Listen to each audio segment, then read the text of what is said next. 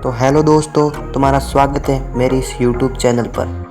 तो दोस्तों, मैंने ये नोटिस किया कि जब सीबीएसई ने न्यू पैटर्न बोर्ड एग्ज़ाम के लिए जारी किया तब बहुत से बच्चों को तो पता ही नहीं चला। वह तो बस लगे थे पूरा चैप्टर सॉल्व करने में, और जिसको पता भी चल गया परंतु उसको कुछ भी समझ नहीं आया कि एग्ज़ाम में किस चैप्टर से कौन सा पोर्शन आएगा या फिर क्या डिलीट कर दिया गया है।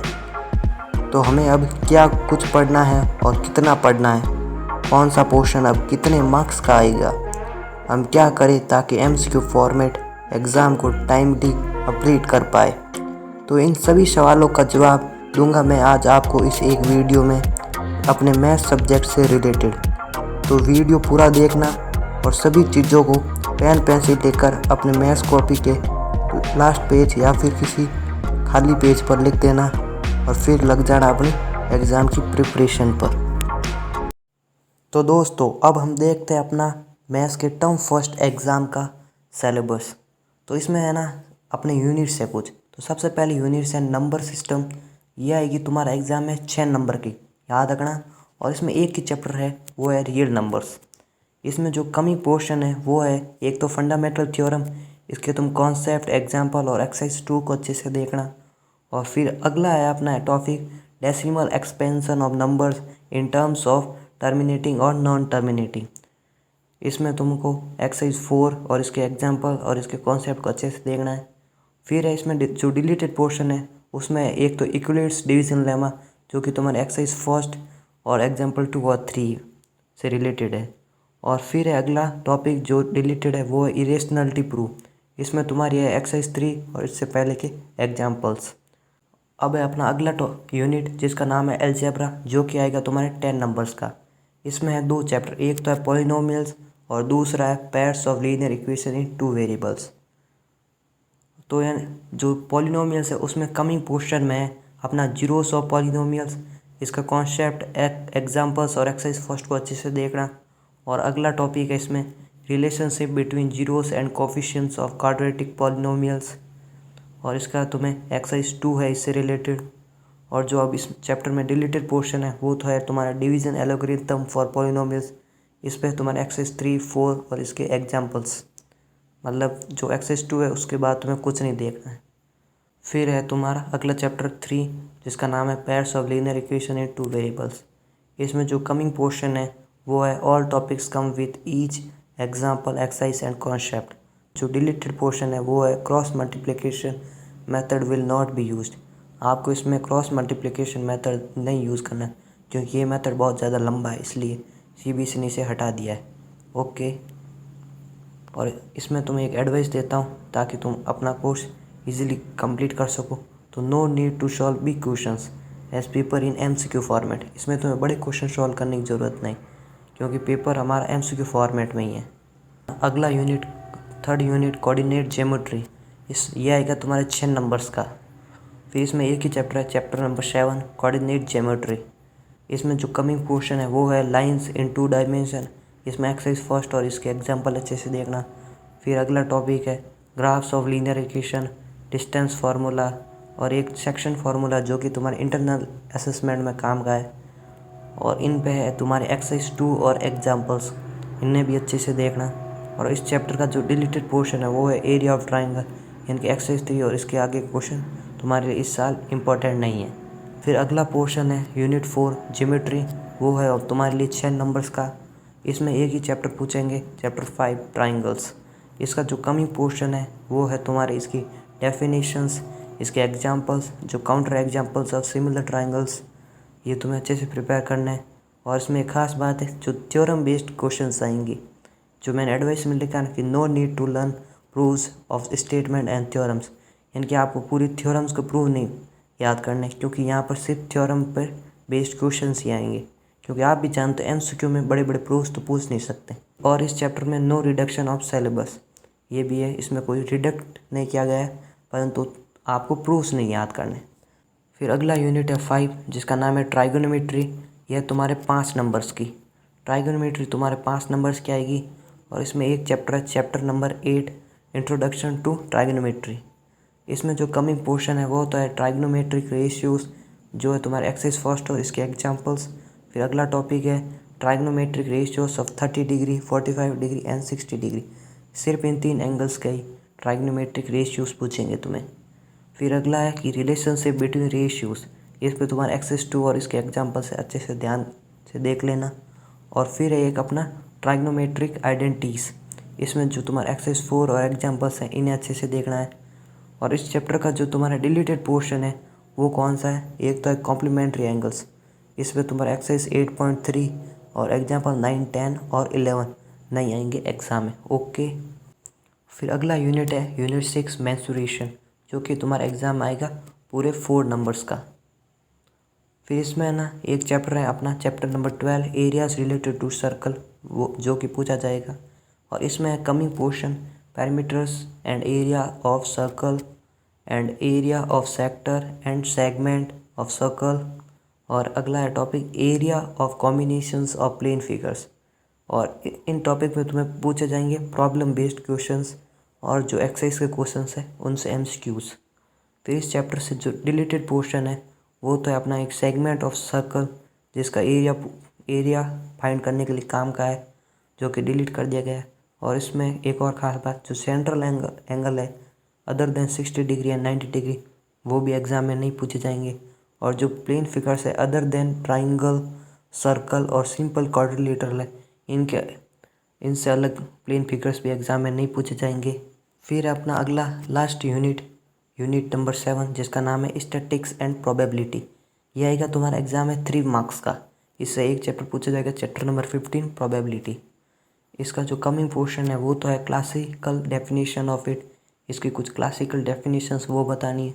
और simple problems on finding probability of event, जो इवेंट की है ना प्रोबेबिलिटी आपको फाइंड करनी है, इस पर सिंपल क्वेश्चन ही बढ़ेंगे एग्जाम में। इसका डिलीटेड पोर्शन नो रिडक्शन, मतलब डिलीट तो कुछ नहीं किया गया है, परंतु ये बता दिया गया है कि सिंपल क्वेश्चन ही एग्जाम में आएंगे। अब जरा देख लेते हैं टर्म 2 एग्ज़ाम में मैथ्स के लिए कैसे क्वेश्चंस पढ़ेंगे। इसमें ना सबसे पहला यूनिट है अलजेब्रा, जो कि आएगा यहाँ पर 10 मार्क्स का। इसमें चैप्टर 2 आएंगे, एक तो आएगा चैप्टर 4 और एक आएगा अपना चैप्टर 5। अब चैप्टर 4 कौन सा है, इसका नाम तो है क्वाड्रेटिक इक्वेशंस और चैप्टर 5 का नाम है अर्थमेटिक प्रोग्रेशन। अब जो चैप्टर 4 है उसमें कमिंग पोर्शन तो है standard form of quadratic equation, इसमें तुम्हारा एक्सरसाइज फर्स्ट और इसके एग्जांपल्स अच्छे से देखना है। और अगला टॉपिक है सॉल्यूशंस ऑफ क्वाड्रेटिक इक्वेशंस, इसमें जो 2 मेथड्स ही यूज़ करने, एक तो है फैक्टराइजेशन मेथड, एक अपना क्वाड्रेटिक फार्मूला। और अगला टॉपिक है जो कि है नेचर ऑफ रूट्स, इस पर एक्सरसाइज 4 और पिछला जो क्वाड्रेटिक फार्मूला था उस पर थी एक्सरसाइज 4 और जो फैक्टराइजेशन मेथड था उस पर थी एक्सरसाइज 2। अब इसमें मिस हो रही है एक्सरसाइज 3, जो कि अपना डिलीटेड पोर्शन है। यहाँ पर आपको कंप्लीटिंग द स्क्वायर है ना, this method is not required to solve exercise 3। ये एक्सरसाइज 3 में आपको इस मेथड को यूज़ नहीं करना है। आप इसमें आप यूज़ कर सकते या तो क्वाड्रेटिक फार्मूला या फैक्टराइजेशन मेथड। मेरा मानना है कि एग्ज़ाम आप क्वाड्रेटिक फार्मूला यूज़ करो, क्योंकि एक फार्मूला इससे आप बड़े बड़े क्वेश्चन आसानी से सॉल्व कर सकते हो, इसलिए। फिर अपना अगला चैप्टर 5 अर्थमेटिक प्रोग्रेशन, इसमें जो कमिंग पोर्शन है उसमें अर्थमेटिक प्रोग्रेशन में आपसे पूछेंगे कि nth term of an arithmetic progression and application, जो तुम्हारा फर्स्ट टॉपिक उसको टिक कर दो। और दूसरा टॉपिक है sum of first and the nth term of AP इनकी अर्थमेटिक प्रोग्रेशन, इसमें आपको प्रॉब्लम बेस्ड क्वेश्चंस और एक्सरसाइज से रिलेटेड क्वेश्चन ही पूछेंगे। और इसमें जो डिलीटेड पोर्शन है वो है क्या application based on sum to n terms of an arithmetic progression. ये एक टॉपिक जो तुम्हारा कैंसिल कर दिया गया, इससे जो तुम्हारा एग्जाम्पल 16 है और एक्सरसाइज 5.3 है, जिसका क्वेश्चन 15 टू एंड तक आपके एग्जाम में नहीं आएंगे। अपना सेकेंड यूनिट है ज्योमेट्री, ये आएगा आपके लिए 9 नंबर का। इसमें है ना एक ही चैप्टर है जिसका नाम है चैप्टर 10 सर्कल, और एक और चैप्टर है चैप्टर नंबर 11 कंस्ट्रक्शन, मतलब इसमें 2 चैप्टर आने वाले हैं। जो सर्कल है उसमें कमिंग पोर्शन है बेसिक नॉलेज ऑफ सर्कल के बारे में आपको बेसिक नॉलेज पता होनी चाहिए।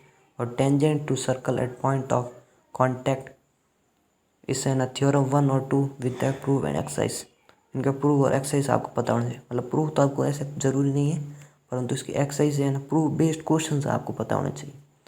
और इसमें नो रिडक्शन ऑफ सिलेबस, कोई रिडक्शन ही नहीं किया गया है। फिर अपना था चैप्टर नंबर 11 कंस्ट्रक्शन। इसमें जो कमी पोर्शन है वो तो है कि division of line segment in given ratio internally. ये टॉपिक तुम्हारा आएगा एग्जाम में। और अगला है कि tangent to circles from point outside it. इसमें है ना आपको एक तो एक्सरसाइज अच्छे से प्रिपेयर करनी और इसके एग्जाम्पल। ये आपका सेकेंड ही है ना टॉपिक है। और इसमें डिलीटेड पोर्शन में कि division of line segment in given ratio externally. ऊपर इंटरनली आएगा और एक्सटर्नली नहीं आएगा। और आपको construction of triangle similar to other, ऐसे भी क्वेश्चन आपको नहीं पूछेंगे। ये मतलब टॉपिक में था पर अब से ऐसे क्वेश्चन नहीं पूछेंगे। फिर अपना थर्ड यूनिट है ट्राइग्नोमेट्री। ये आएगा आपके लिए एग्ज़ाम में पूरे 7 मार्क्स का। इसमें आपको चैप्टर 9 है जिसका नाम है सम एप्लीकेशंस ऑफ ट्राइग्नोमेट्री, जो कि आएगा टर्म 2 में। और इसका आना कम ही पोर्शन है कि हाइट्स एंड डिस्टेंसेस, मतलब angle of elevation and angle of depression. ये आपका टॉपिक है जिसको अच्छे से प्रिपेयर करना। ये मोस्ट इम्पॉर्टेंट टॉपिक है फर्दर क्लासेस के लिए भी। और इस पे आपको क्या इस साल तो सिंपल प्रॉब्लम बेस्ड क्वेश्चन ही पूछेंगे, पर हायर क्लासेस में इसमें हार्ड क्वेश्चन पूछते हैं। इसलिए अभी से अपने बेस को अच्छे से क्लियर रखना चाहिए। फिर इसमें डिलीटेड पोर्शन में कि problems having more than 2 right triangles will not be asked.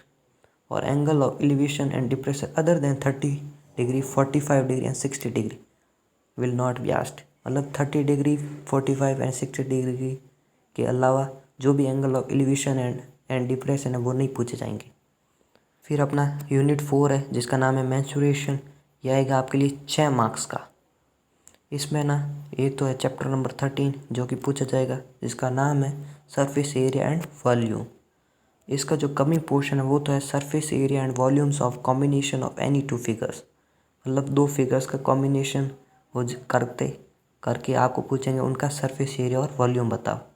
वो फिगर्स कौन सा, एक तो क्यूब हो सकता है, एक क्यूबॉइड, एक स्पेयर, एक हेमिस्फीयर, एक राइट सर्कुलर सिलेंडर या फिर कोन। ये 5 फिगर्स को आपको मिलाकर क्वेश्चंस प्रिपेयर करने हैं। फिर अगला है कि conversation of solid from one shape to another. मतलब एक सॉलिड को दूसरे सॉलिड में बदल कर। इससे आपको सिंपल और मिक्स्ड प्रॉब्लम्स एग्जाम में पूछी जाएगी। फिर इस चैप्टर से जो डिलीटेड पोर्शन है वो तो एक आपका सबसे सिंपल है फ्रस्टम ऑफ कोन। इसकी है ना तुम्हारा एग्जाम्पल 12, 13, 14 और एक्सरसाइज 13.4 जो कि इस साल नहीं आएगी। फिर है अपना combination of more than 2 different solids. इनकी 2 सॉलिड से ज़्यादा का कॉम्बिनेशन आपको नहीं पूछा जाएगा।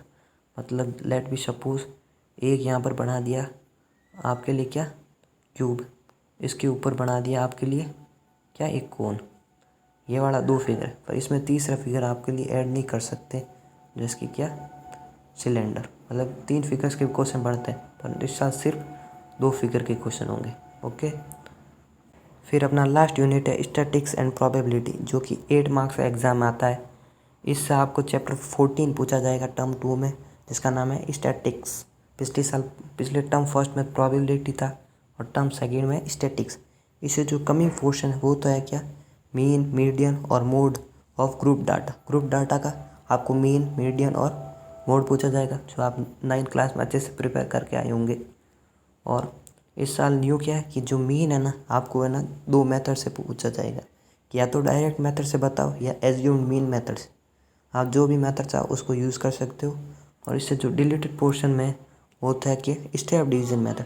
इसे 3 मेथड थे जिसमें से तीसरा था स्टेप डिवीज़न मेथड, जो कि हटा दिया गया है। और अगला टॉपिक है जो क्युमुलेटिव फ्रीक्वेंसी ग्राफ, और हम कह सकते हैं ओगिव ग्राफ, जिस पे थी एक्सरसाइज तुम्हारी 14.4 जो भी हटा दी गई है। मतलब इस साल का जो एग्ज़ाम का पोर्शन है बहुत इजी है। आप चाहो तो 100% मार्क्स ला सकते हो। बस इतना ही कि जो MCQ है इनको अच्छे से क्लियर करना। MCQ को पूरा अच्छे से पढ़ो, फिर उनको सॉल्व करो। जल्दबाजी मत करना, क्योंकि MCQ ये होते हैं जिसमें अगर गलत तुक्का लगा तो सीधा नंबर गया। इसलिए बेस्ट ऑफ लक, अच्छे से एग्ज़ाम का प्रिपरेशन करना। और लास्ट में मैंने तुम्हें जो टर्म फर्स्ट और टर्म सेकेंड एग्ज़ाम के लिए ना चैप्टर वाइज वेटेज है उसको भी बताया है, तो इन 2 फोटोज़ को भी अच्छे से देख लेना। लास्ट में मैंने जो तुम्हारे इंटरनल असेसमेंट की जो भी मार्किंग स्किल है उसे भी बताया, इसे भी अच्छे से देख लेना।